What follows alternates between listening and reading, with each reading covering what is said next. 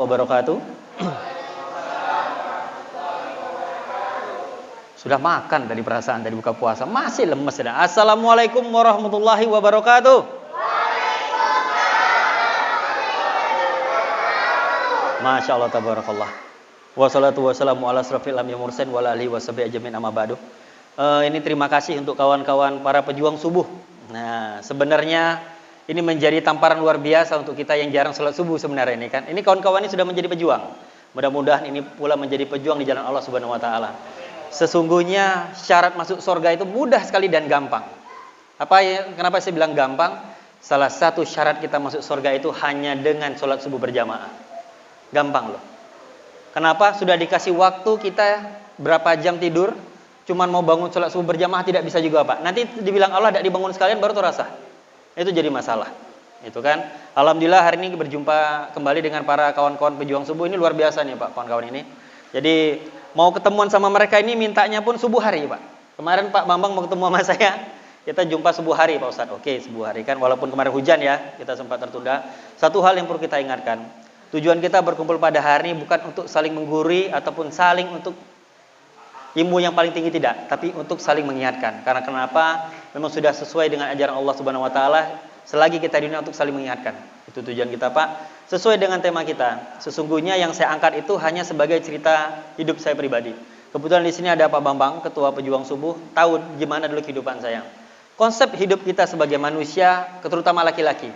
Lahir boleh miskin, meninggal jangan sampai kita miskin, minimal kaya akhlak. Kenapa saya bilang kita harus kaya? Belajar dari Rasulullah SAW. Rasulullah itu kaya loh. Apa bukti Rasulullah itu kaya? Rasulullah sekali korban bisa 99 onta. 99 onta Rasulullah itu sekali korban. Pada haji beliau yang terakhir umurnya 63 tahun, 63 onta tadi potong sendiri. Sisanya Umar bin Khattab, Khalid bin Walid dan para sahabat yang motong. Yang miskin itu umat Rasulullah Pak. Satu sapi bagi 7, itu miskin. Benar saya bilang, itu adalah umat yang miskin. Benar Pak saya bilang. Itu pun kalau saya bilang itu. Kadang untuk satu kambing harga 2,5 juta aja, nauzubillah min zalik, kita pelit, nauzubillah yang bilang itu. Handphone 3,5 juta, motor 17 juta, rumah 350 juta, kebun luas suruh kurban, nauzubillah susah kali. Tapi pas pembagian kupon colek panitia, bos nanti kirim 2 kresek ke rumah. Itulah yang terjadi kawan-kawan. Saya bulan Idul Adha, sebelum Idul Adha kemarin ngisi acara di Padang, itu luar biasa. Satu kecamatan satu sapi Pak, yang harga 17 juta. Gila ada. Satu kecamatan satu sapi. Itu saya gas Pak. Gue bilang wajar kita di Padang ini banyak musibah, banyak maksiat, banyak zina. Satu sapi bagi berapa orang? Itu pun 7 orang itu Pak. Berarti satu orang cuma dapat kulit. Saya bilang wajar Padang ini banyak masalah, banyak musibah. Sibuk manggale aja uni dan udah di sini. Benar Pak. Allah menitipkan kita nyawa pada hari ini. Walaupun kita haji 2 kali Pak. Sholat kita rajin, zikir kita banyak. Sedekah kita luas, tapi hubungan kita sama manusia tidak bagus. Nauzubillah min zalik. Meninggal siapa mau angkat keranda kita Pak? Allah menitipkan nyawa pada hari ini. Hablum minanas dulu baru hablum minallah. Sekalipun antum naik haji 2 kali tapi hubungan sama manusia nggak bagus, gawat. Meninggal siapa yang mengerjakan kita? Saya jumpa dengan orang waktu di Riau. Itu aduan dari masyarakat haji Pak. Ini menjadi sebuah pelajaran untuk kita semua. Jadi Pak Haji itu punya pohon mangga depan rumah dia. Jadi setiap anak-anak ngambil pohon mangga di situ malah dimarah-marahinnya dia. Belum lagi kalau orang numpang, karena halaman rumah dia luas, di depan itu ada bedeng, numpang parkir depan rumah dia malah dimarah-marahinnya. Pas saya ngisi tausiah di masjid itu, habis saya ceramahin Pak. Terkadang ada yang salah dengan haji kita ini. Sudah 2 kali naik haji, orang ngambil mangga kita aja bisa jadi masalah. Orang numpang parkir depan rumah kita aja bisa jadi masalah. Padahal sesungguhnya pohon mangga yang Allah titipkan pada kita depan rumah bisa menjadi amal jariah loh. Anak kecil ngambil mangga tadi, senang hatinya, menjadi pahala buat kita semua. Orang numpang parkir depan rumah kita agar bisa silaturahim ke rumah keluarganya, menjadi ladang amal jariah. Ini maaf ngomong Pak, luas pun rumah kita, luas pun tanah kita, cuman punya sertifikat. Tanah tadi tetap milik Allah, mati pun tidak dikubur di situ kita, masih numpang tanah pemerintah. Walaupun kita punya sertifikat tadi. Tanah itu bukan punya kita loh, cuman sertifikat. Lawang mati, ada nggak dikubur sertifikat tadi? Tidak ada sampai detik ini. Itu yang menjadi pertanyaan sekarang kawan. Saya bilang, kenapa orang mau ngambil mangganya Pak Haji? Karena anak kecil tadi pikirnya tuh Pak Haji. Pak Haji ini kan konsepnya baik orangnya, ya kan, soleh orangnya. Tidak mungkin sekali dia petik marah-marah. Apakah ini setan apa Haji? Kata anak kecil itu ngomong. Begitu pula orang mau parkir depan rumah kita berpikir, Pak Haji baiklah. Karena konsepnya udah haji, udah pernah jumpa makam Rasulullah. Padahal di luar sana banyak orang susah untuk berangkat umroh. Dia sudah haji 2 kali. Berarti ada yang salah dengan haji antum ini, gue bilang itu. Ada yang salah. Dari mana cari uangnya? Itulah menjadi pertanyaan, Pak. Perlu saya ingatkan, Pak, di sini kita. Sekalipun antum punya istri cantik, suatu saat kalau nggak istri antum duluan. Kita nggak pernah tahu, Pak. Tidak ada yang bisa menjamin keluar dari musola ini besok pagi masih kita bernafas. Tidak ada yang bisa menjamin. Tidak ada yang bisa menjamin.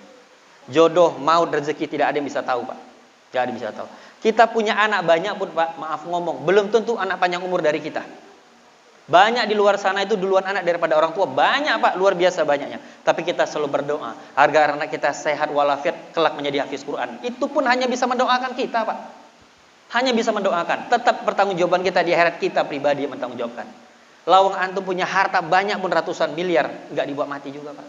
Karena dunia bukan tempat tinggal, melainkan kita tempat meninggal. Meninggal cuman bawa kain putih 5 lapis, Pak. Tanpa jahitan, nggak ada kantong. Lampu terang tutup dengan papan tadi, Pak. Apa yang kita bawa? Nggak ada. Umur muda belum tentu panjang umur. Belum tentu. Seumuran anak udah banyak meninggal dunia. Umur tua belum tentu cepat meninggal, Pak. Banyak di Jakarta sana divonis dokter sudah sakit 6 bulan cuci darah, divonis dokter 3 bulan lagi meninggal. 6 tahun tidak meninggal, Pak. Tidak meninggal. Kenapa? Karena bersyukurlah Allah menitipkan nafas pada hari ini agar ingin kita pulang dalam keadaan bersih, Pak. Itu aja.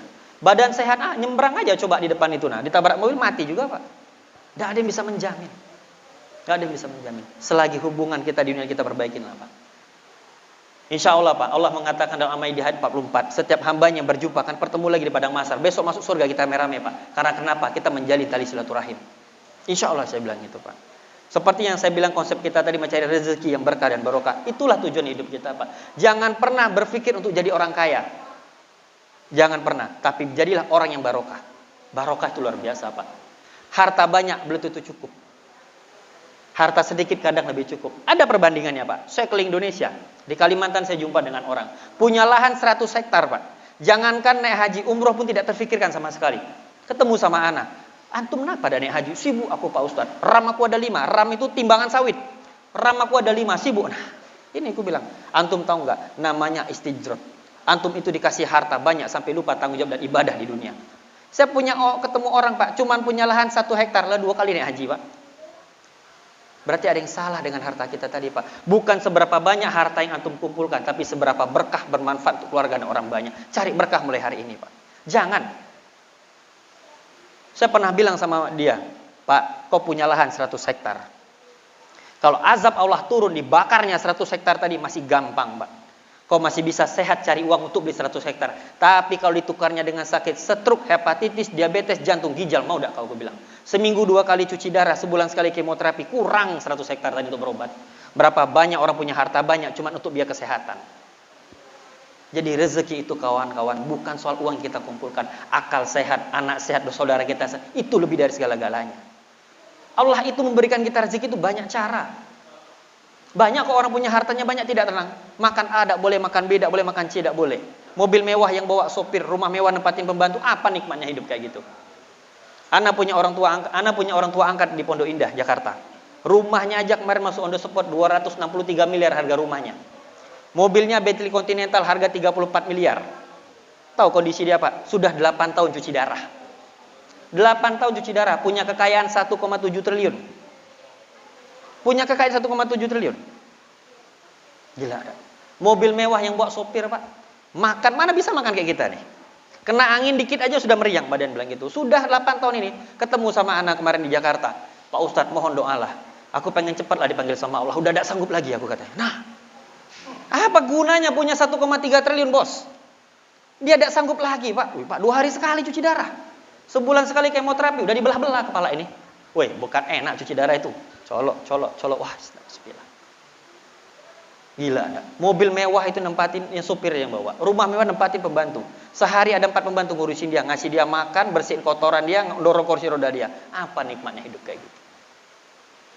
Perbandingan ada 2 kata Rasulullah itu. Ku kasih kau uang 1 miliar tapi kau stroke.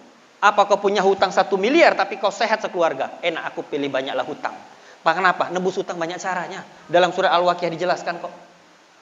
Cuman kadang Allah itu curhat dalam surat Ar-Rahman yang tadi ada 31 kali. Fabi ayi ala irbukum kaziban. Nikmat mana yang kita dustakan? Kadang kita ini bukannya kurang, malah kurang bersyukur hidup kita sekarang. Jangan lihat orang lebih tinggi dari kita, jangan. Bersyukur antum bisa masih naik motor, bisa makan, kita nikmat pada hari. Antum lihat di Jakarta sekarang, orang makan nasi segenggam beras saja maling, Pak. Maling loh, makan nasi segenggam ini nah. Kita masih nikmat bisa makan, tadi bisa bercanda gurau, bisa sholat berjamaah. Kau lihat di Palestina. Sholat sebentar tuh meninggal 7 orang. Habis baca doa meninggal semua. Tapi mereka wafat dalam keadaan tobat dan husnul khotimah. Bersih hati mereka itu. Itu iri kita. Lihat mereka seperti itu. Bagaimana mereka bisa menguji dirinya sendiri itu. Para hafiz Quran itu, Pak. Para hafiz Quran.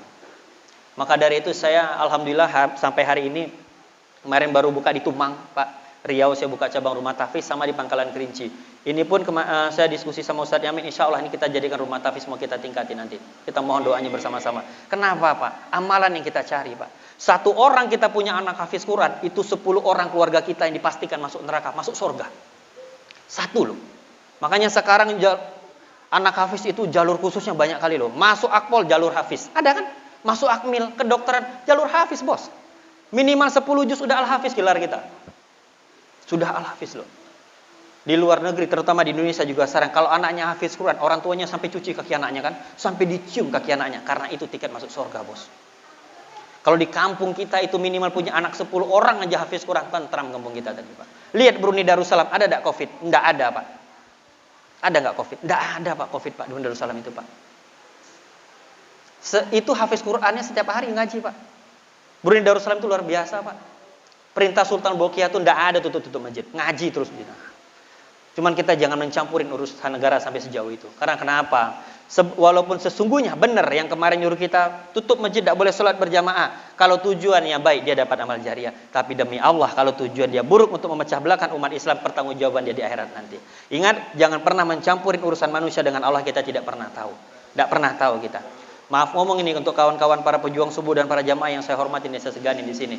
Apabila ada saudara kita yang belum sholat, dia masih nongkrong di warung kopi, dia masih berjudi, maksiat, berzina dan lain, jangan kita jauhkan, Pak. Jangan. Ini kadang-kadang kita ini baru hafal 1 juz saja, tuh udah sholat masuk neraka tuh nanti.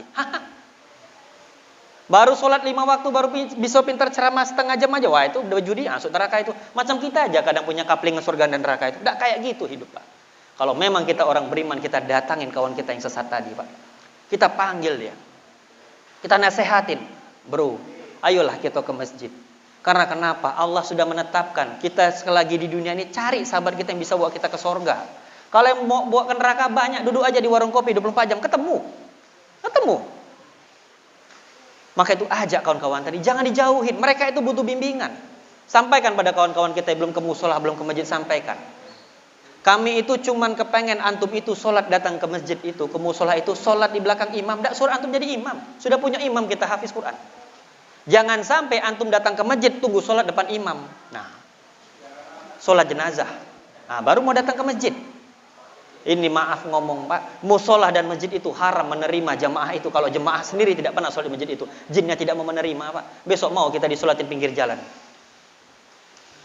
Itu yang jadi masalah, Pak. Bukan seberapa banyak harta yang kita kumpulkan, tapi seberapa berkah manfaat orang banyak. Kalau kita tidak bisa membantu dengan harta, Pak, dengan doa. Pesan almarhum orang tua saya itu ada 3 yang saya pegang sampai detik ini, Pak. Itu pesannya luar biasa, Pak. Yang pertama, almarhum amanahkan ke saya, Zar, kalau kau jadi orang kaya besok, harta kau sudah banyak, bantulah orang lain dengan harta kau tadi. Kenapa? Karena sebaik-baik manusia adalah yang bermanfaat untuk orang banyak. Itu yang pertama kata dia. Yang kedua, apabila antum belum punya harta untuk bantu orang, cukup dengan mendoakan orang lain. Sekalipun antum dizolimin oleh orang itu, doakanlah orang itu. Karena kenapa? Karena syarat agar doa kita dikabulkan adalah mendoakan orang lain. Yang ketiga, amalan paling tinggi. Kalau antum gak bisa juga bantu orang dengan harta antum, gak bisa juga mendoakan orang lain, terakhir amalan paling tinggi. Apa itu, Pak? Jangan pernah ganggu hidup orang. Itu amalan paling tinggi. Ini kadang orang sudah tidak bantu orang, tidak doain orang, malah pula ngomongin orang, nyusahin hidup orang. Ya campakkan bela Sungai Batanghari besok orang kayak itu. Untuk apa lagi, Pak?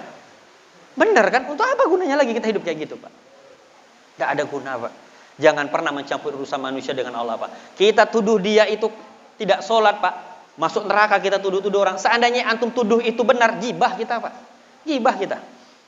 Apalagi kalau kita tuduh itu salah menjadi fitnah. Dosa fitnah 10 kali lipat dari dosa gibah.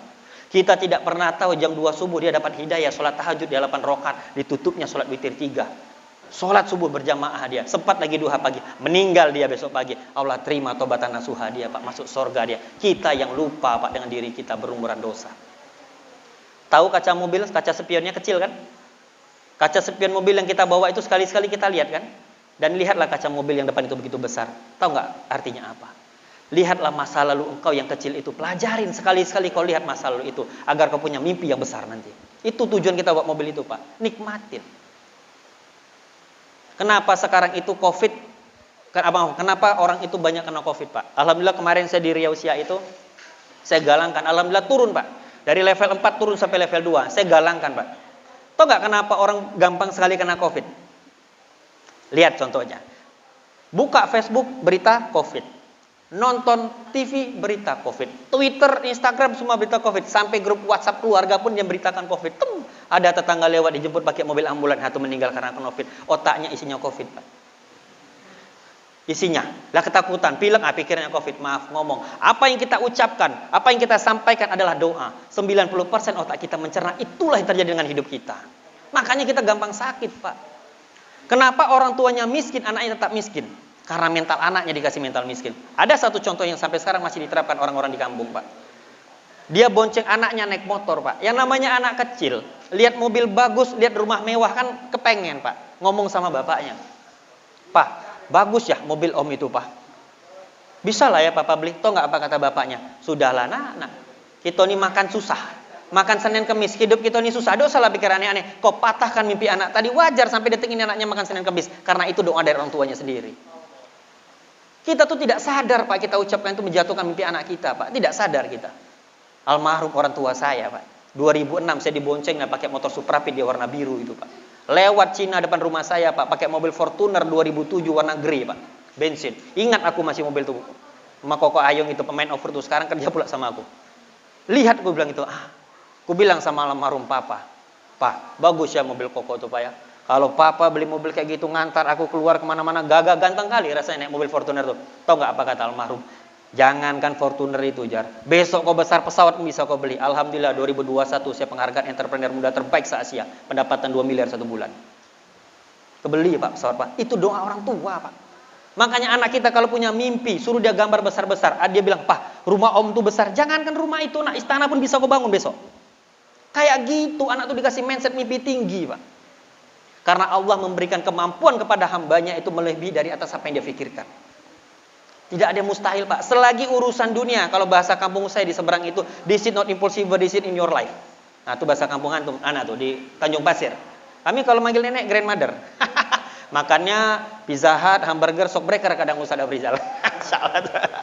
Jadi itu Anda bilang tadi. Yang kita ucapkan itu adalah doa, Pak. Antum tidak usah jauh-jauh lah. Duduk aja di rumah sendiri sambil ngerokok, sambil ngopi. Tiba-tiba piring jatuh di belakang. Hantu tuh. Hantu lah beneran. Karena antum mensugestikan hantu. Lah, kita mempercayai diri kita tuh bahwa itu adalah hantu. Menurut dengan keyakinan. Padahal kucing, Pak. Kenapa orang bangun tidur sering sakit? Tahu nggak kenapa? Karena otaknya diisi penyakit, Pak. Bangun tidur nih ya. Bangun tidur. Aduh, badan dia enak nih. Kayaknya demam lah. Udah 3 hari demam tuh. 3 hari pasti demam, demi Allah saya bilang. Karena antum tidak yakin pada hari itu antum akan sehat. Kenapa orang hutangnya banyak tidak selesai? Bangun tidur malah menyebut mikirin hutang. Bangun tidur, waduh, kemana lagi nyari duit? Ya macam mana mau selesai? Bangun tidur itu baca doa astagfirullahaladzim. Alhamdulillah ya Allah, kau kasih nyawa pada hari ini untuk aku ya Allah. Masih kau beri aku nafas. Pertemukan aku dengan orang beriman. Beri aku harta yang halal, jangan harta haram. Allahumma fini bi halalikan hamarik waqnini bi fadlika aman siwa. Kayak gitu sama Allah itu. Wah, ini umatku yang benar-benar berikhtiar katanya. Keluar dari rumah, bismillahi tawakkaltu Allah, la haula wala quwata illa billah. Kayak gitu. Macam mana hutang antum? Mau selesai bangun tidur udah mikirin hutang. Udah pun bingung pula nyarinya kemana. Allah menurunkan hadis, Pak. Uduni astajib lakum. Minta kau kepada aku berikan kau segalanya. Mau sembuh dari penyakit, gampang pasti sembuh. Mau hutangnya selesai, pasti selesai. Mau masalahnya dituntaskan, pasti tuntas. Yang jadi masalah kita tidak datang pada Allah Subhanahu wa taala, datang dulu sama Allah. Ini tidak. Berharap cuma sama manusia, Pak.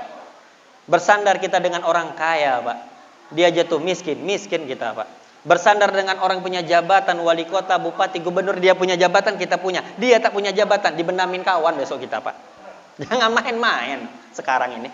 Bersandar paling nikmat di musolahnya atau di masjid, Pak. Bersandar dengan Allah Subhanahu wa taala. Karena Allah yang Maha membolak-balikan perasaan manusia loh, Pak. Sampai detik ini, Pak, saya belum pernah namanya minta dengan manusia, Pak. Belum pernah, sesusah apanya pun saya. Belum pernah ada makan pun saya tidak pernah minta sama manusia. Sanggup saya jadi tukang parkir di Mangsari dulu tuh, Pak. Demi Allah, tanya aja dah, pernah, Pak. Jual piscok saya sudah. Jual VCD porno bajakan sudah dulu aku. Demi Allah sudah. Nah, macam mana itulah dulu yang paling laku miyabi itu. Itulah tuh makan hari-hari. Banyak itu. Kalau mau masih ada tuh di rumah tuh, cuma enggak kecil lagi dulu.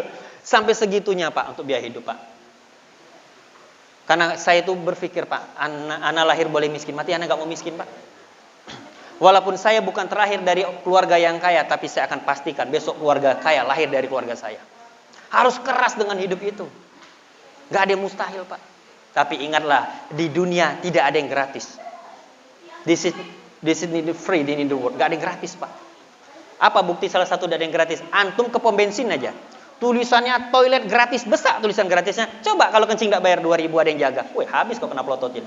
Sempat pula orang kita Batak pula lagi. Wah, pelit kali kolai. 2.000 perak tak kau kasih.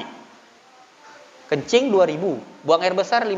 Berarti kalau kencing buang air besar jadi 7.000 rupiah. Tak sengaja pula mandi jadi 10.000 pula di dalam tuh. Kencing aja kita harus bayar loh, Pak. Gak ada yang gratis. Apalagi sekarang contohnya. Lihat sekarang di rumah sakit itu, Pak. Orang yang dirawat di rumah sakit sekarang pada pakai tabung oksigen. Colok hidung, colok mulut. Tahu seharga satu tabung itu tuh, Pak, 1,5 juta satu tabung itu tuh, Pak. Sekarang kita masih gratis menikmatin udara yang di luar tadi, Pak. Syukurin itu semua. Bagaimana cara mensyukurin tadi? Sedekahlah setiap hari, minimal 5.000 rupiah. Kasih, Pak, bebas mau ke musola, mau ke masjid, mau ke anak yatim, ada orang lagi jualan, kasih walaupun cuma hanya 5.000, Pak. Lebih bagus antum rutin sedekah 5.000 satu hari daripada 1 tahun sedekah 1 juta. Setahun sekali sedekah 1 juta. Allah tidak lihat tujuannya, tapi Allah lihat ikhtiar kita bersama, Pak. Ibaratkan kita sholat tahajud, seminggu sekali 8 rakaat.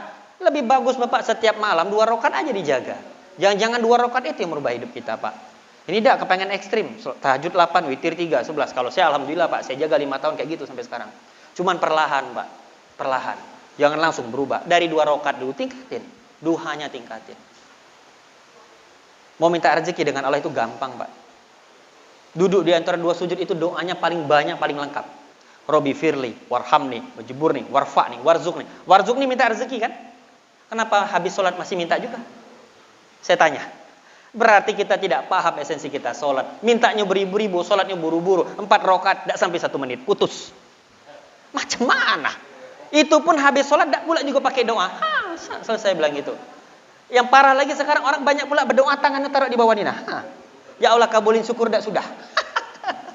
Na'udzubillah min dzalik. Jangan, itu sombong kita, Bos. Allah benci dengan umat yang sombong. Jangan. Di dalam solat itu lengkap doanya semua itu, Pak. Curhat kita dengan Allah itu. Ingat, solat jangan cuma dijadikan sebuah kewajiban. Namanya manusia kalau dikasih kewajiban lalai, Pak. Contoh, dilarang buang sampah di situ, dibuangnya juga di situ. Jangan solat dijadikan sebuah kewajiban. Namanya manusia banyak hilaf dan salah. Tapi solat menjadikan sebuah kebutuhan, Pak. Sholat itu jadikan sebuah kebutuhan karena kita butuh Allah, bukan Allah butuh kita. Dan menjadikan sebuah hobi. Jadikan hobi. Kalau jadikan kewajiban lalai kita, Pak. Saya yakin lalai. Saya punya tradisi, memang dari dulu saya alhamdulillah dari kecil nenek sama almarhum bapak saya itu saya tidak pernah mau meninggalkan yang namanya sholat subuh berjamaah. Itu diseret-seret, Pak. Tidur pun saya jam 1 habis kena bangunin. Ayo sholat. Alhamdulillah, Pak. Alhamdulillah saya, Pak. Saya buktikan sekarang tuh, Pak. Apalagi sholat 2 rakaat yang qobliyahnya tadi luar biasa itu, Pak. Saya paling takut meninggalkan sholat subuh berjamaah, Pak. Tidur jam berapa? Kalau sudah ngantuk dan lebih bagus bisa tidur saya sekalian. Pulang sholat aja lah baru tidur, Pak. Takut, Pak. Kita lihat nenek kita dulu tuh, Pak. Mau sholat, Pak. Tidak kayak gini masjidnya. Tidak pakai keramik, tanah, Pak. Hujan deras dikit netes itu ke bawah, Pak. Tapi mereka, Pak, 1 jam sebelum azan sudah ada di masjid. Karena mereka sadar yang beli rezeki kan Allah, Pak. 9 anak nenek kita dulu, 9-nya semua jadi orang. Tanahnya luas, Pak, lahannya luas, Pak. Kenapa, Pak? Dulu mereka itu ngaji dari jam 2 subuh, Pak. Tidak pakai colok ke mic, dah. Kalau sekarang kita enak colok, pakai speaker ngaji, handphone yang ngaji. Nenek kita zaman dulu tidak, Pak, ngaji dan dia emang. Karena dia sadar yang memberi rezeki itu Allah, Pak. Masuk pun dia ke kebun, sholat dia di kebun itu, Pak. Kita ini yang lalai, Pak. Mintanya beribu-ribu, sholatnya buru-buru. Astagfirullah. Saya pernah ketemu jemaah saya waktu saya jadi imam masjid sholat Jumat. Anak tanya, antum kenapa tidak berdoa tadi? Oh Pak Ustadz, doa kemarin aja belum dikabulkan. Astagfirullahaladzim. Aku ketawa, ukul pala pakai peci. Gila kau nih, aku bilang gitu. Iya, aku malu sama Allah tuh, minta terus gak dikasih-kasih. Bro, anak bilang, berdoa itu kayak goes kita naik sepeda. Digoes terus, suatu saat akan sampai. Allah itu bukan gak mau ngasih kau minta mobil baru. Nanti dikasih mobil baru, kau nambah bini baru, bos. Itu dia itu. Allah bukan gak mau kasih kau rezeki banyak, takut nanti kau kasih rezeki banyak zina dan maksiatnya. Jadi Allah akan memberikan rezeki demi Allah di saat iman antum kuat baru dia kasih rezeki. Nanti kau dikasih duit 1 juta, 100 juta, aku kejang-kejang. Sudah pernah megang duit 100 juta. Kuatkan iman antum, Allah akan jelas memberikan harta itu. Gampang. Tidur pun antum dikasih rezeki sama Allah. Ada kisahnya itu.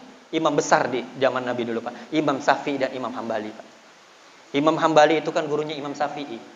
Imam Hambali mengatakan kepada Imam Syafi'i, rezeki itu Allah yang memberikan. Tidur pun kita, kalau Allah telah menetapkan di lubang sumur pun ada rezeki kita, Allah keluarkan. Tapi tahu nggak, Imam Syafi'i itu kan imam paling kritis, paling keras, Pak. Oh nggak bisa guru. Kalau mau dapat rezeki kita harus keluar dari rumah. Harus keluar dari rumah, berdebat lah orang itu. Ya sudah, namanya Imam Syafi'i adalah imam paling kritis, Pak. Dibuktikan sama untuk ke gurunya tuh. Pergilah dia membantu orang panen anggur, Pak. Wah, dibantunya, Pak. Setelah panen kan dikasihlah 1 kresek anggur. Wah, dengan bangga dia. Nah, aku buktikan sama guru aku, katanya. Kalau kita nggak keluar dari rumah, macam mana bisa dapat anggur ini, katanya. Woi, senang-senang sambil syul-syul lah dia. Wah, datang. Nah, guru nih. Anggurnya tadi, aku bilang gitu. Ini tadi aku ada orang panen anggur, aku bantu. Dikasihlah aku 1 kresek.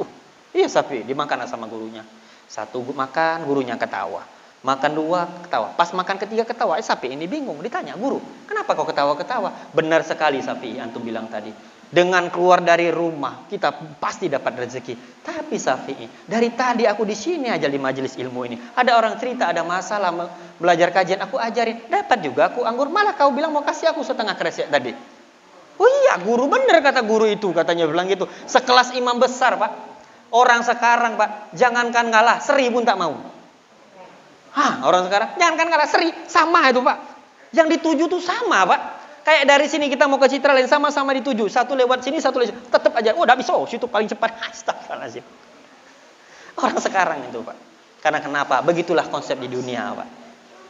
Yang namanya kita dengan manusia, Pak. 1000 kau buat kebaikan, 1 kesalahan kau diingat sampai mati, Pak. Anak kayak tembok nih, nah. Bening. Coret aja pakai spidol hitam bulat kecil itu. Liang hitam kita lihat. Tapi Allah mengatakan 1 juta kau buat maksiat, kau tobat nasuha, hilang 1 juta tadi, Pak. Begitu sayang Allah dengan kita. Sampai Allah curhat, fabi ayyi ala'i rabbikum tukadziban. Nikmat mana lagi yang kau dustakan? Mana lagi, Pak? Mau mimpinya terkabul, Pak. Ada 1 yang saya lakukan sampai detik ini, alhamdulillah Allah kabulkan. Saya punya tradisi. Setiap subuh, saya sebelum berangkat ke masjid itu, Pak, saya bangunkan jam 3. Mandi dulu, Pak, seger. Kalau orang sekarang lain, Pak. Kalau mau sholat Jumat bikin status. Wah, sholat Jumat dulu biar ganteng. Kau pikir itu salon, gue bilang. Kalau kau mandi siang hari kau sholat Jumat biasa, tapi kau mandi jam 3 subuh kau datang ke masjid baru 4 jempol untuk kau. Allahu Akbar. Itu baru luar biasa, Pak. Kalau tengah hari wajar, Pak, emang dekat kepanasan aja. Coba mandi. Padahal mandi subuh itu luar biasa sehatnya, Pak. Itulah yang ngobatin asam urat rematik itu, Pak. Setelah mandi saya sholat wudhu 2 rakaat. Sholat wudhu dulu, Pak. Tenangkan hati dulu. Sholat wudhu 2 rakaat, baru sholat tobatan nasuha 2 rakaat. Tutup lagi sholat hajat. Bawa zikir.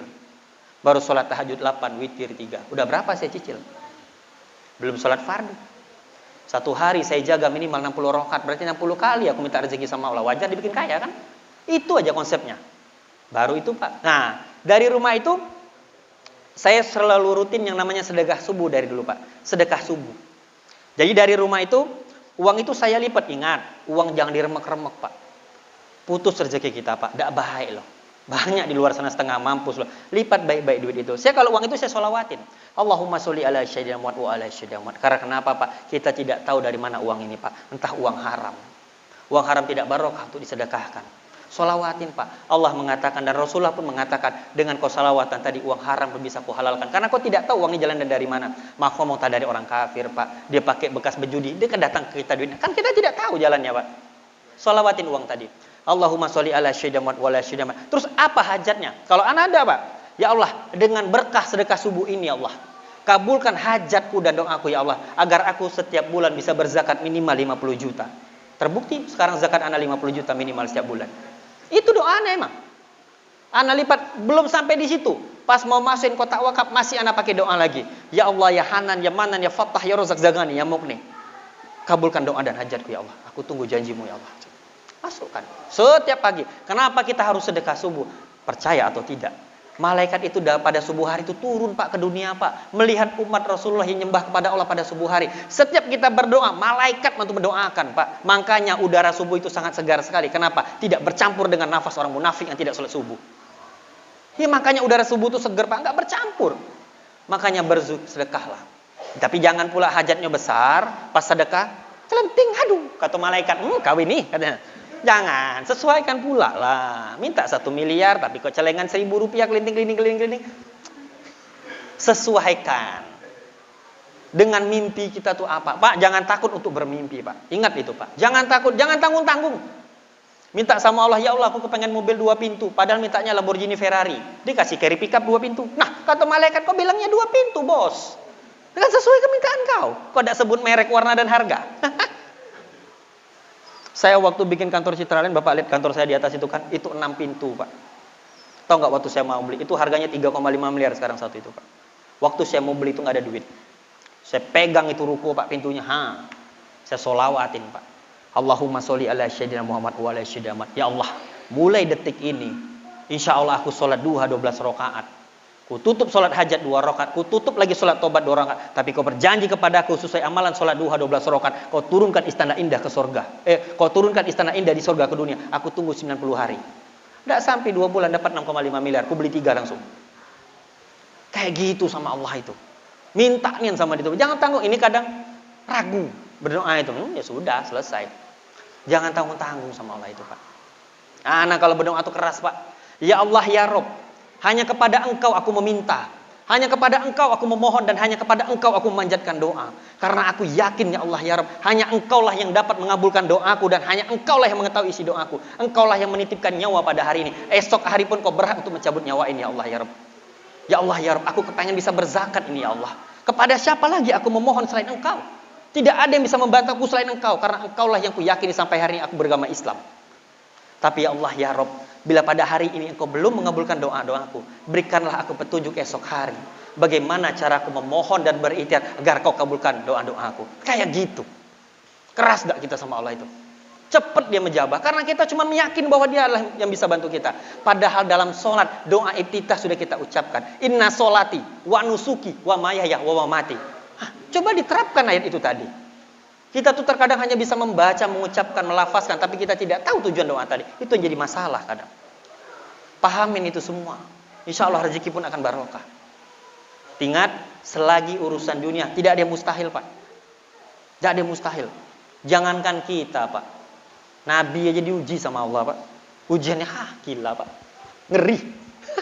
Kalau dibandingkan dengan orang sekarang, belum apa-apa yang sujung kuku Pak. Jangankan doa kita nggak dikabulkan Pak. Bukan nggak dikabulkan Pak. Allah tuh memberikan di saat kita membutuhkan. Rasulullah Pak minta diubah kiblat dari Masjidil Aqsa ke Masjidil Haram 3 tahun. Berdoa hari ini 3 tahun lagi baru dikabulkan. Antum siapa? Berdoa hari ini besok minta dikabulkan. Sudah cukup keamalan kita. Bagaimana sedekah kita? Bagaimana zakat kita Pak? Karena sedekah memang menolong Pak. Demi Allah berapa hari yang lalu, bukan musibah, saya malah dapat barokah. Mobil saya itu bannya lepas tuh Pak. Lari 180 saya kemarin Pak, di tol arah mau ke Dumai. Habis saya ngisi tausiah di Ikatan IPHI, Ikatan Persaudaraan Haji Sesiak Rame Pak. Habis itu saya diundang lagi ke Duri, dikawal Pak. Ternyata sehari sebelum itu saya ganti velg. Ternyata bot itu ada yang putus 2. Kenceng di tol itu Pak, dikawal lari 180. Alhamdulillah bannya lepas, terbang Pak. Tus. Mobil tuh bayangin sendiri ban lepas gimana. Tapi alhamdulillah Pak, bawaan saya tenang aja. Istighfar, astagfirullahaladzim ya Allah. Masih sadar saya, enggak saya rem mobil itu. Kalau saya ngerem melintir Pak. Saya biarin aja dia gelinding 3 kilo tanpa ban. Tapi itu Pak Kanit ngawal saya sampai geleng-geleng Pak Ustadz. Ban pecah aja di tol itu Pak, terbalik mobil. Kalau lari 180 kita kencang, mobil keluar api Pak. Di belakang ada DLAJ ngawal berapi. Tapi kau selamat, itulah barokahnya Pak. Karena Allah sayang pada kita Pak. Karena sayang Pak. Segitu nah. Justru ini malah pihak bengkel cemas Pak. Takut kalau saya ngelapor kan tutup bengkel itu. Tahu Pak apa yang saya sampaikan? Cina yang punya bengkel Jangan kau marahin anak buah kau yang masang ban kemarin. Dan jangan kau pecat. Tidak mungkin dia sengaja mau mencelakakan aku. Tapi kalau kau pecat anak buah kau tadi, demi Allah aku tutup bengkel kau laporin kau ke penjara. Jangan kau pecat. Karena kenapa? Karyawan dia 40 orang umat muslim Pak. Gak ada yang kebetulan kok. Pertemuan, perpisahan, hidup mati sehat saking ada yang kebetulan. Malah ini menjadikan pelajaran untuk aku. Nezar besok-besok sabar-sabar di jalan. Jangan laju-laju nian. Malah saya gak nyalahin orang Pak. Sampai istrinya saya datang ke bengkel itu.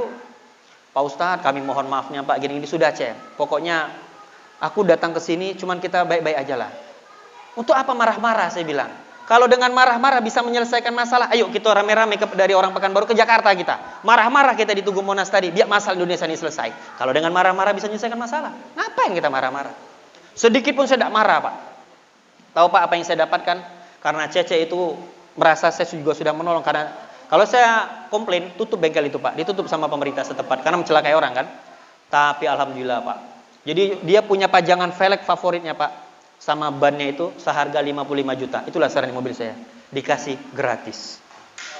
Di dalam musibah ada barokah, saya bilang kawan-kawan. Padahal kawan-kawan aku udah ngamuk semua, Pak. Mau dia demonya itu. Jangan, tidak ada guna. Aku bilang, kok aku masih lengkap kok. Rambut aku nggak ada yang rotok, jadi aku masih lengkap semua. Nggak aman. Sehat. Masya Allah. Padahal saya datang sana nggak minta, Pak. Tukar aja pelek itu bannya sebelah yang rusak tadi. Ini cuma minta itu dikasihnya ban pelek gratis. 55 juta Pak, saya mau kasih. Apa kata orang Cina tadi? Sudahlah, aku buang pelek kau tadi itu kok. Bos katanya bilang, buang sial katanya. Serahlah bilang itu kan. Yang penting kita dapat pelek baru. Nah itu dah. Nah itulah. Gak ada guna kita marah-marah Pak. Ingat, dengan kita marah-marah tadi, ada 1000 sel kita ini putus di dalam otak. Cara mengembalikannya tadi butuh waktu 1 minggu. Makanya sering kejadian, marah pada hari ini, seminggu itu masih keinget. Karena putus Pak selnya tadi itu Pak, remuk dia tuh Pak. Gara-gara kita bentak marah-marah tadi. Tidak boleh Pak. Apalagi kalau sudah di luar ada masalah marah-marah, anak istri pula dimarah-marahin. Jangan Pak. Bapak tahu enggak? Terkadang bukan doa kita yang dikabulkan oleh Allah Pak, tapi doa anak dan istri. Kadang kita di luar ini tidak luput yang namanya zina, maksiat, mata dan lain-lain. Apa selalu contoh? Handphone. Handphone ini sarang maksiat nih Pak. Ya main-main. Sarang maksiat. Kadang yang lebih parah lagi orang habis sholat bukannya buka Quran, buka handphone. Habis sholat buka handphone, nah sekali itu buka Facebook Pak. Buka paling atas beranda ada foto mantan, pakai baju seksi, pakai rok mini. Dilihat dosa, tidak dilihat barang bagus. Akhirnya di screenshot dikirim ke kawan-kawan. Akhirnya alhamdulillah dapatlah kita dosa jariah rame-rame. Orang sekarang na'udzubillah min dzalik bangga dengan berbuat dosa Pak. Masuk diskotik mabuk-mabukan video call, wah bangga Pak. Pertanda akhir zaman. Bangga Pak. Padahal demi Allah, Allah itu nutup aib kita pada hari ini Pak. Agar derajat kita diangkatkan. Orang sekarang bangga buka aib. Bangga Pak. Itulah manusia yang berumuran dosa yang harus kita ajak Pak. Yuk pelan-pelan Pak. Di dalam sholat kita tadi Pak. Maaf ngomong Pak. Saya berpesan. Apalagi kita sholat subuh. Pas sujud terakhir itu mintalah. Ya Allah. Berikanlah Jambi ini pemimpin yang amanah. Berikanlah. Berikanlah jalan kepada saudara-saudara kami yang belum istiqomah. Agar mereka beristiqomah Pak. Kenapa Pak? Kalau kita berdoa agar anak kita sehat, rezeki kita dilancarkan, urusan kita dimudahkan. Cuman kita yang menikmati doa kita tadi Pak. Tapi kalau kita mendoakan orang lain Pak, agar daerah kita dapat mimpin yang amanah, dapat mimpin amanah atas doa kita tadi Pak. Berapa banyak orang menikmati doa yang telah kita jabah, yang dijabah oleh Allah tadi Pak. Berkat doa kita tadi Pak. Saya selalu Pak, di setiap tausiah saya di mana saya keliling Riau kemarin, saya bilang September Covid pasti berlalu, saya bilang. Amin, amin kata jemaah. Setiap hari saya bilang, sampai video saya di Facebook, Instagram saya bilang 2021 September ini setelah saya ulang tahun Covid ini pasti berlalu, saya bilang. Yakin dengan ucapan saya itu Pak. Diaminkan dengan orang banyak Pak, dengan kiai saya. Sampai malam kemarin ketemu dengan Habib Eki saya. Jumpa sama Habib Eki. Cerita lagi saya bilang gitu. September ini harus berakhir, Bib. Covid ini sama-sama kita doakan. Kayak gitu Pak. Jangan egois dalam berdoa Pak. Jangan egois. Kembali yang saya bilang tadi, ingatlah, teruslah bersedekah Pak. Harus punya target. Sedekah itu ada harian, mingguan, bulanan, tahunan Pak. Gak ada yang gratis. Ingat, apalagi kalau kita pas sholat Jumat itu, sedekah itu jangan sekedar ngeplong, jangan. Biar kita rutin sedekah, ada hajat di dalam itu. Contoh kalau anak kita ada yang sakit, saudara kita yang sakit, Bubuhkan doa dalam sedekah tadi, pas sholat Jumat tadi. Ya Allah, ya Rob. Allah itu senang disebut nama-nama Asmaul Husna-Nya, Pak. Kalau rezeki kan banyak. Ya Allah, ya Hanan, ya Manan, ya Fattah, ya Rozak, ya Gani, ya Mughni. Pilih salah satu. Nah, kalau hafal semuanya, alhamdulillah. Pak, uang saya belum pernah habis, Pak. Karena saya rutin kayak gitu. Buka dompet, saya baca Asmaul Husna, Pak. Mencet ATM PIN aja, Pak. Ya Allah, ya Hanan, ya Manan, ya Fattah, ya Rozak, ya Gani, ya Mughni. Itu yang saya lakukan, Pak. Biar berkah uang tadi, Pak. Bener, memang tidak pernah habis duit dulu, Pak. Ada aja, Pak. Melek mata dapat duit, Pak, kadang tuh, Pak. Bener. Katanya apa Rizal percaya? Dia bilang uang Ustadz Panizar tuh kayak rambut, katanya tumbuh terus. Nah, memang harus kayak gitu mindset kita itu. Bangun tidur itu minta kayak gitu sama Allah. Ya Allah, pertemukan aku hari ini dengan orang beriman, lancarkan usahaku, sehatkan badanku. Tidak ada penyakit yang tidak sembuh kalau engkau telah ridho, penyakit itu akan diangkat. Kayak gitu kuat, Pak, iman kita itu, Pak. Imun kita pun meningkat. Kuatin diri itu. Lihat nenek moyang kita umur 113 tahun juga, Pak, sampai 150 tahun. Karena mindset doa dia tuh kuat dalam diri mereka itu, Pak. Beda, Pak, orang ngaji dulu dengan orang sekarang. Beda, Pak. Kita lihatlah, Pak, mereka tuh deket banget rasa dengan Allah itu. Sampai bahasa kasar itu bukan gini lagi mereka berdoa. Sudah kayak gini, nah. Ya Allah, besok kabulin doaku. Dijabah sama Allah. Karena kedekatan dia dengan Allah itu, nah, Pak. Nyaman. Saya tuh kalau jam sholat itu happy, Pak. Nah, nih, aku mau curhat sama Allah. Ada yang mau ku ajukan ini. Kira-kira kemana arahnya? Saya kayak gitu. Apalagi kalau tahajud malam itu. Saya tuh sudah niat tuh. Nanti ada yang mau ku ajukan sama Allah ini. Pengen gimana solusinya? Kayak gitu, Pak. Diajak runding. Nikmat kan? Ingatlah, ucapan itu doa, Pak. Mulai hari ini, Pak. Kalau anak kita punya mimpi, arahkan. Nak, kau pengen jadi apa? Jangan takut. Jangan takut, Pak. Kalau belum bisa kita yang merubah hidup keluarga kita, masih ada anak yang merubah hidup kita, Pak. Tapi tidak menutup kemungkinan kawan-kawan pejuang subuh ini masih muda-muda semua, Pak. Masih muda-muda. Saya dulu, tanyalah si Bambang nih, cuman hidup saya dulu, Pak. Tinggal di gubuk saya dulu, Pak. Ngontrak pula dulu, Pak. Cuman saya keras dengan diri saya, Pak. Alhamdulillah, sampai detik ini namanya merokok, minum, mabuk, narkoba, perempuan nakal, diskotik, tidak pernah saya injak, Pak. Tidak pernah saya injak itu, Pak. Alhamdulillah saya dikasih mata sensitif. Jadi kalau ada orang merokok di ruangan tertutup, kena mata saya, keluar air mata. Perih, Pak. Jadi waktu di Jakarta, Pak, alhamdulillah lah dikasih mata sensitif untuk tidak lihat maksiatnya kayak gitu. Jadi zaman waktu itu ada diskotik terbesar di Jakarta, Alexis, Pak. Wah, itu dulu saya kuliah di Jakarta. Jadi diajaklah sama kawan saya itu kebetulan bartender di sana, Pak. Ayolah bos, ke sana gitu. Enggak punya duit aku nih, bilang gitu. Gratis, aku ajaklah, biar kau sekali-sekalian. Ya sudahlah, mumpung gratis, Pak. Pergilah. Sebelum pergi aku sholat dulu ya. Tidak lupa, Pak, sholat dulu saya Isya di masjid itu, sholat ba'diyah. Nah, habis sholat itu duduklah saya. Masuklah ke dalam tuh, na'udzubillah min zalik, Pak. Perempuan itu, alhamdulillah tidak berduit, Pak. Iman kuat, Imron tidak kuat memang pada itu, Pak. Demi Allah saya bilang. Tapi untung saya tidak punya duit, tahan-tahan bela gitu. Paling temimpi basah, paling nah. Sampai segitunya saya nahan itu. Nah, dikasih minum jus, asap tuh kok ngepul-ngepul, Pak, di situ, Pak. Pedih mata nih, kucuk-kucuk. Keluar. Wah, udah kelabakan itu. Jangan, apa mata kau? Tidak bisa lihat aku. Bawalah keluar. Baru segar. Alhamdulillah ada banyak yang aku lihat bilang gitu. Nian akhirnya pulang. Mulai itu saya tidak pernah lagi lihat, Pak. Untuk apa aku masuk ke dalam tuh biar mahal-mahal tapi tidak bisa melihat. Masa macam ini, Pak? Gini-gini karena besok lah sana. Alhamdulillah, Pak. Ternyata, Pak, ada kelebihan yang Allah berikan pada saya. Aku tidak hanya lihat maksiat. Memang, Pak, tidak bisa saya ruang tertutup orang rokok, nggak bisa. Kenapa berair mata itu? Berkah, Pak. Ingatlah, di saat ada kekurangan dalam hidup kita, Allah punya rencana lain, Pak. Ingat, di saat punya masalah, jangankan itu, jangan dipikir itu sebuah masalah, Pak, malah barokah. Konsepnya, setiap masalah yang Allah berikan pada kita, Allah menyiapkan kado indah, Pak. Saya tuh kalau dapat masalah, jangan main-main lagi loh. Dapat masalah, ya Allah, ringan sekali masalah ini. Ada ndak yang lebih berat lagi kira-kira dari ini? Gue bilang itu. Ku tantang beneran, Pak. Demi Allah, ku tantang. Karena selama ini yang ku dapat lebih besar dari ini. Makin besar pula kau kasih aku, bilang itu. Karena apa? Tahu gak? Yang namanya ujian itu selalu ada selagi kita hidup. Kita ini, Pak, mau naik kelas aja, diuji dulu, Pak. 3 hari ujian, tidak lulus, tinggal kelas. Kayak gitu juga Allah dengan kita. Bisa kita melewatin. Karena ingatlah, Allah tidak pernah memberikan permasalahan di luar batas kemampuan umatnya, Pak. Fa innamal usri yusra. Setiap kesulitan akan ada kemudahan, Pak. Datang masalah itu, ya Allah, kecil masalah ini. Besok juga pasti selesai. Kuat tak kita kira-kira? Ini tidak. Dalam masalah, gimana nyelesai ini? Ya sudahlah. Masalah kalah sama pegadaian mengatasi masalah tanpa masalah. Aneh ya, Pak. Jangan berharap dengan manusia, Pak. Demi Allah saya bilang, berharap dengan manusia, siapkanlah hati kita 99,9% kecewa. Contoh aja, mau minjam uang nih 500.000. Contoh, Nando mau minjam sama Bambang. Dari rumah nih sudah berharap, adolah nih, Bang Bambang kemarin baru habis jualan, adolah nih, pegang duit 500.000. Cucuk. Karena sudah menaruh harapan kepada Bambang tadi. Datang ke rumah, ternyata muka Bambang lagi merungut. Cerita pula. Baru duduk, kita, Nando, apa kata Bambang? Aku lagi ada masalah nih, Dodo. Ini nih cerita. Ternyata masalah Bambang jadi masalah kita. Iya, iyalah. Kita berharap dengan dia tadi. Kalah gitu sampai gadayan Pak mengatasi masalah tanpa masalah. Kayak gitulah kita Pak. Kecewa kan akhirnya? Nah, jangan Pak. Sama kayak kalau ada orang nyalon, nyalek jadi anggota dewan. Kaget saya bangun masjid itu, saya besarin towernya ini nih. Pas dia jadi, dia tidak mengamanahkan itu. Yang salah siapa? Kita, karena berharap dia mau bantu bangun. Kita yang salah Pak. Doakan aja, iya Pak. Kalau memang mau bangun, alhamdulillah. Kalau tidak juga apa-apa, Pak, ada banyak jalan rezeki kok. Maaf ngomong ya Pak ya. Saya sampaikan di sini. Orang maling, orang merampok, orang korupsi bisa ada jalannya Pak. Tidak ketangkap lagi.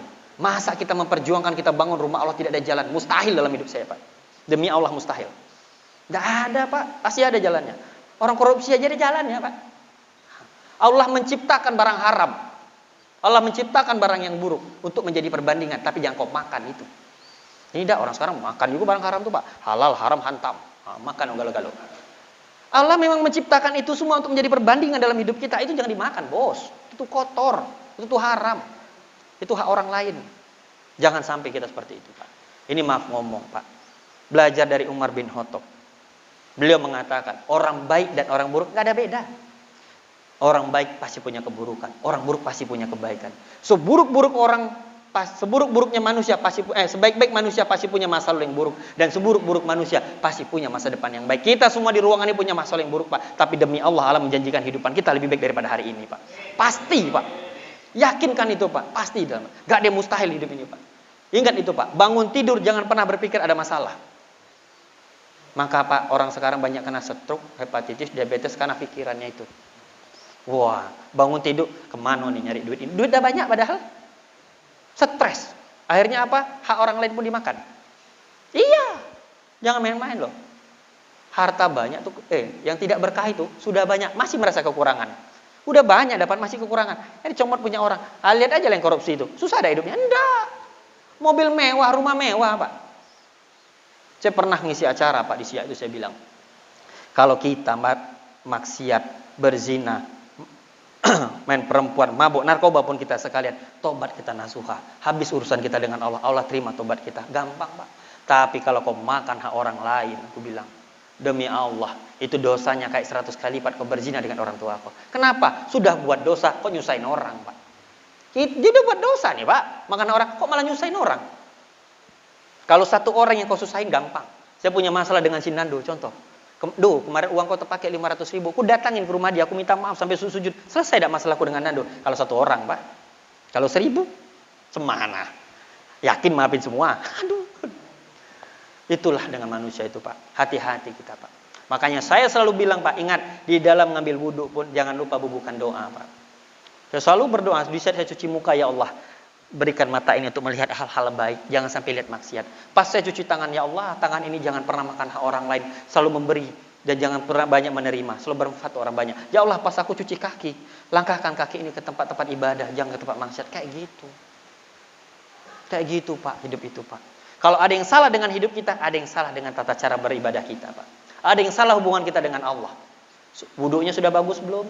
Sudah tepat belum? Kok tangan ini ringan tangan, mungkin waktu ngambil wudhu airnya tidak kena di tangan siku kita, Pak. Kok pas kita nih hobi mendengar tempat-tempat maksiat, mungkin buru-buru ngambil wudhu tadi, Pak. Dari wudhu dulu, Pak. Sucikan dulu, Pak, hati itu. Tenangkan dulu, Pak. Bubuhkan doa. Baru sholatnya tadi, Pak. Nikmatin doa ayatnya tadi, Pak. Aliran darah kita masuk. Jangan buru-buru. Nikmatin itu semua. Umat Rasulullah yang sesungguhnya itu minimal satu hari sholat 40 rakaat, Pak. Minimal malahan. Bukan 17, Pak. 40. Tingkatin, Pak. Di saat Allah meningkatkan taraf hidup kita, jangan gaya hidupnya tingkatin, tapi sedekah dan ibadahnya tingkatin, Pak. Pasti kaya kita, Pak. Demi Allah saya bilang pasti kaya. Saya buktikan kok sekarang apa yang saya nggak punya. Minta pun besok saya dikasih sama Allah. Kuatin ikhtiarnya, Pak. Apalagi kalau kita sampai bisa jaga 60 rakaat satu hari. Demi Allah saya bilang, Pak. Kalau 40 rakaat Bapak bisa jaga, berarti 40 kali Bapak itu minta rezeki sama Allah. Ada sholat duha, qobliyah ba'diyah tadi. Sholat hajat, Pak. Saya itu paling sering sholat hajat. Mau tidur saya hajat, tahajud hajat, pagi saya hajat, 3 kali saya sholat hajat. Nah, sholat hajat itu yang merubah hidup saya. Hajat itu unik, Pak. Jadi contoh, ada yang mau dibayar nih, ada hutang. Niatnya sama, usolli sunnatan hajati rakaataini mustaqbil qiblati dan lain ta'ala. Terus pakai lafaz bahasa Indonesianya dalam hati. Ya Allah, sengaja aku sholat sunat hajat agar hutangku selesai di tahun ini. 2 rakaat menghadap kiblat karena Allah Ta'ala. Jelas sholat hajat kita itu minta hutangnya dihilangkan pada hari itu. Teman saya di daerah Siak Riau itu, Pak, anaknya sakit, Pak, 3 hari, Pak. Aku suruh dia sholat hajat, demi Allah besok sembuh, Pak. Minta sama Allah. Ya Allah, sengaja aku sholat sunat hajat agar besok anak aku kau sembuhkan, kau angkat penyakitnya. Beneran besok tuh sembuh, Pak. Kaget dia. Kau pernah ada sholat hajat sebelumnya? Baru sekali itulah, Pak Ustaz. Alhamdulillah, Pak, dilakukannya terus sekarang setiap pagi, Pak. Jangan ditunda. Kalau yang 17 rakaat yang kita lakukan setiap hari itu, 5 waktu itu kan umumnya, Pak. Itu kan bercampur doanya banyak, Pak. Kita doakan muslimin dan muslimat, rezeki anak kita soleh, istri kita sehat, di barokah hidup kita. Hajat itu, Pak. Itulah gunanya sholat sunat tadi, Pak. Sholat hajat. Habis isya, saya witir 3 rakaat, saya tutup hajat. Jadi kenapa saya witir 3 rakaat? Jadi tahajud saya tidak witir lagi. Saya tutup 8 aja langsung, Pak. Banyak cara, Pak, Islam ini, Pak. Banyak kemudahan yang mempersulit orang itu sendiri, Pak. Nggak mau melakukan. Itulah, Pak. Perbaikin hubungan kita dengan Allah. Insya Allah, Pak. Bantu orang, Pak. Allah akan bantu kita. Hidup kita di dunia ini ibaratkan melempar bola pada tembok. Kita lempar bola itu kencang, pulangnya kencang.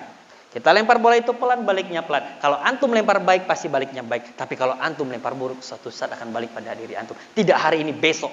Tidak besok, lusa. Tidak lusa, tahun depan. Tahun depan meninggal dunia kita, Pak. Anak cucu kita dapat warisan dosa jariah perbuatan kita. Karena kita belum sempat bertobat. Jangan tunda di saat kita ingin bertobat, Pak. Tidak ada yang pernah tahu, Pak, besok kita masih bisa melangkah ke mushola ini. Tidak ada yang bisa jamin, Pak. Berpikirlah, Pak, seperti itu. Carilah uang sebanyak-banyaknya seakan kau hidup 1000 tahun lamanya.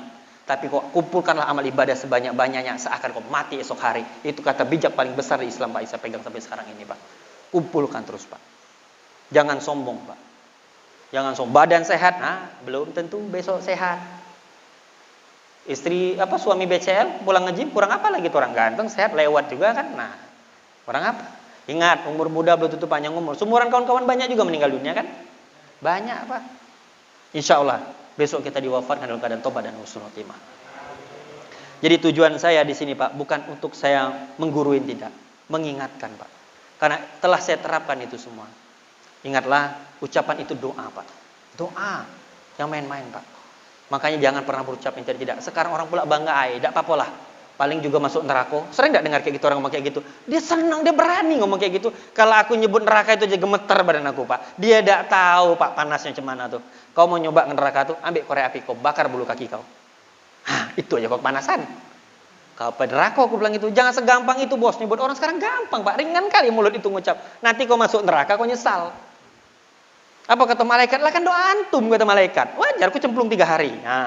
Ingat, 1 hari di neraka kayak 1000 tahun di dunia. Jangan main loh, jangan, Pak. Jangan gampang ucapin itu. Jadi ingat, saya ingatkan sekali lagi, bangun tidur jangan ingat masalah, Pak. Bersyukur dulu, berdoa, berzikir, Pak. Jangan lupa bersolawat. Banyakin terus, perbaikin diri, Pak. Istiqomah itu memang berat. Yang ringan itu istirahat, turu. Wes tuh naik gitu. Memang berat, Pak. Saya berusaha menjaga istiqomah ini luar biasa, Pak, godaannya main-main, Pak. Aduh. Tapi insya Allah, kalau kita orang baik pan ketemu dengan orang baik, Pak, ingatlah yang namanya air tidak bisa bercampur dengan minyak. Tidak bisa bercampur, Pak. Orang baik kan ketemu dengan orang baik, Pak. Orang beriman ketemu dengan orang beriman. Orang buruk ketemu dengan orang buruk. Tapi demi Allah, sekalipun kita orang buruk, tapi kita bertujuan untuk merubah hidup diri lebih baik, Pak. Allah kasih jalan untuk kita, Pak. Sekelas Fir'aun aja dikasih hidayah sama Allah, Pak. Kasih jalan untuk tobat. Apalagi kita. Umar, sahabat Rasulullah, Umar bin Khattab, itu kurang apa lagi, nakal, na'udzubillah, itu orang. Ngerampok, zina, maksiat, mabuk. Kalau martabak paling komplit dia itulah. Komplit, ada semua keju, kelapa, ada semua, Pak. Tapi Allah kasih dia jalan, Pak. Di situlah Rasul bilang, kau habis maksiat, sholat. Kau habis zina, sholat. Habis nebas kepala orang mati, dia sholat, Pak. Ternyata sholatlah yang merubah hidup dia, Pak. Bener. Sampai amalan yang 11-12 kayak Rasulullah, Pak. Umar bin Khattab itu, Pak. Luar biasa itu orang. Belajar dari beliau, luar biasa. Nah, orang ibu-ibu sekarang lebih hafal film Indosiar daripada cerita-cerita Nabi. Itu bahaya tuh bilang itu, Pak. Mudah-mudahan gitu Pak. Saya doakan untuk kita yang hadir pada hari di sini Pak, hajat-hajat kita dikabulkan oleh Allah pada tahun ini Pak. 2021 kita bebas hutang Pak. Ya, apabila saudara kita ada yang sakit, esok hari Allah angkat derajat keluarga kita, sakitnya disembuhkan Pak. Sama-sama kita baca Al-Fatihah. A'udzubillahi minasyaitonirrajim. Bismillahirrahmanirrahim. Alhamdulillahirabbil alamin arrahmanirrahim maliki yaumiddin. Iyyaka na'budu wa iyyaka nasta'in ihdinas siratal mustaqim siratal ladzina an'amta 'alaihim ghairil maghdubi 'alaihim waladdallin amin. Allahumma sholli ala sayyidina Muhammad wa ala ali sayyidina Muhammad kama sholaita ala sayyidina Ibrahim wa ala sayyidina fil alam innaka Hamidun Majid. Ya Allah, berkahilah pertemuan kami pada malam hari ini ya Allah. Wafatkanlah kelak kami dalam keadaan tobat dan husnul khotimah. Jauhkanlah kami dari sisa kuburmu ya Allah. Ya Allah, kami yakin suatu saat kami akan bertemu di padang mahsyar ya Allah, bergandeng tangan kami berjumpa dengan Rasulullah ya Allah. Kami mohon kepadamu ya Allah agar Rasulullah bangga kepada kami ya Allah, dan Rasulullah mengakui bahwa kami adalah hamba-Mu ya Allah. Jangan sampai Rasulullah murka dan tidak mengakui bahwa kami adalah umat-Nya Allah. Kami mohon ampun kepadamu ya Allah. Kami sadar ya Allah, dosa kami banyak, maksiat kami banyak, zina kami banyak ya Allah. Kami berumuran dosa ya Allah. Hapuskanlah dosa-dosa kami ya Allah. Angkatkan derajat kami dan tutupkanlah aib-aib kami ya Allah. Wassalatu wassalamu ala asrofil anbiya mursalin wa ala alihi washabihi ajmain. Ya Allah ya Hanan, ya Manan, ya Fattah, ya Razak, ya Ghani, ya Mughni. Berikanlah kami rezeki yang berkah, yang bermanfaat untuk keluarga kami dan orang banyak ya Allah. Jauhkanlah kami dari harta haram ya Allah. Allahumma afinni bihalikan hamarik waqnini bifadlika aman sibak. Ya Allah ya Rabb, hanya kepada Engkau kami meminta, hanya kepada Engkau kami memohon, dan hanya kepada Engkau lah kami memanjatkan doa ya Allah ya Rabb. Karena kami yakin hanya Engkau lah yang dapat mengabulkan doa kami, dan hanya Engkau lah yang mengetahui isi dari doa kami ya Allah. Kepada siapa lagi kami harus memohon selain Engkau ya Allah? Kami mohon padamu ya Allah. Bila hari ini Engkau belum mengabulkan doa-doa kami ya Allah ya Rabb, berikanlah kami petunjuk ya Allah, bagaimana cara kami memohon dan berikhtiar agar Engkau kabulkan doa-doa kami ya Allah ya Rabb. Allahumma firli zunubi wali walidayya warhamhuma kama rabbayani shaghira. Ya Allah ya Rabb, untuk keluarga kami, orang tua kami, saudara kami yang telah mendahului kami ya Allah, tempatkanlah mereka pada taman sorga, di sorga Firdaus paling tinggi ya Allah, karena esok mereka lah yang menjemput kami ya Allah ya Rabb. Dan bila kedua orang tua kami masih ada pada hari ini ya Allah ya Rabb, berikan kami kekuatan dan keikhlasan agar kami ridho menjaga mereka sampai Engkau menjemputnya ya Allah. La yukallifullahu nafsan illa wusaha, laha maktasabat wa laha maktasabat. Rabbana la tu'akhizna in nasina wa akhtana. Rabbana wa la tuhammilna wa la Rabbana wala tamil alaina isran kama hamaltahu ala lazina min qablina. Rabbana wala tuhammilna ma la quwwata lana bih wa'fu anna waghfir lana warhamna anta maulana fansurna al qawmil kafirin. Rabbana atina fid dunya hasanah wa fil akhirati hasanah wa qina azabannar. Wa sallallahu ala sayyidina Muhammadin wa ala alihi washabihi wa sallam. Walhamdulillahirabbil alamin. Taqabbalallahu minkum minal wa minkum taqabbal ya karim. Allahumma shalli wa sallim wa barik ala sayyidina Muhammad wa ala sayyidina Muhammad. Oke.